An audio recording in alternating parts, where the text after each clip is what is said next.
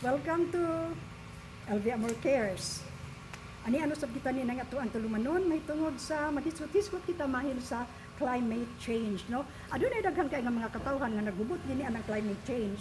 Daghan kayo moingon nga, oy naunsa na guni atong kalibutan gamo uni mo uto, no? Kun diri sa ato sa Pilipinas, init kaayo, sa ubang lugar pod bugnaw pod kaayo. So bisan asa kita wala gid kitay escape ni anang climate change. Matod pa nila, dili man nato kana katingadaan because climate does change every year. Dili kana phenomenon or unsa ba kun dili lakaw gayud kana siya sa kinaiyahan nga sa magkatigulang na ang kalibutan magkausob gyud siya magkausob, no? Sama sa lawas sa tawo nga kun magkatiguang na daghanang mga kausaban.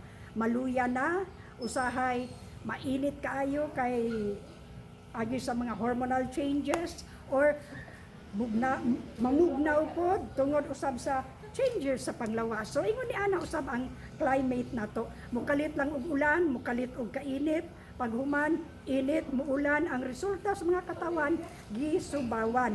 Mauna siya ang resulta ni anang climate change, no?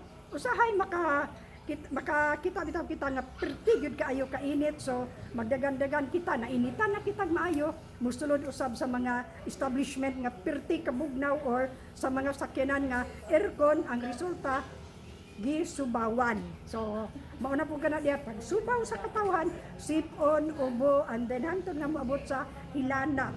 So palit na pud og tambal. Ingon ana lang ang atong kinabuhi, ang cycle sa atong kinabuhi, no? Puro lang kita kana bang ug unsay atong environment, ang atong lawas usab mo adapt ni ana. Ug dili kaya nga mo adapt, wa gyud panington, panuhot, pamaol or unsa pa diha dayon. The same routine mo inom og mga tubig, analgesic dayon, mga mga paracetamol, so pero in the end ang atong lawas tungod kay usahay magdinangag pud kita dili makakaya sa climate change kuno. Pero ato nang hinumduman nga climate does change every year. Wala gyud permanente aning kalibutana, no? So mo kanang ato ang info bits lang niini nga adlaw. Again, have a good and godly day everyone, and please remember, looking unto Jesus, the author and finisher of our faith. Bye bye.